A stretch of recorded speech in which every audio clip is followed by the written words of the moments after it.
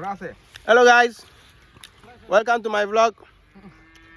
আমি guava খাও না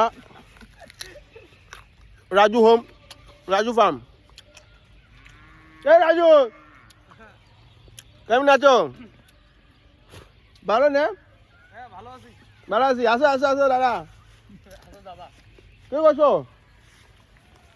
কামে কর বলো গিয়ে এই তো আমি জমিতে আমি দেখো আমি বন্ধু দেখো আমি বন্ধু পাগলা বন্ধু।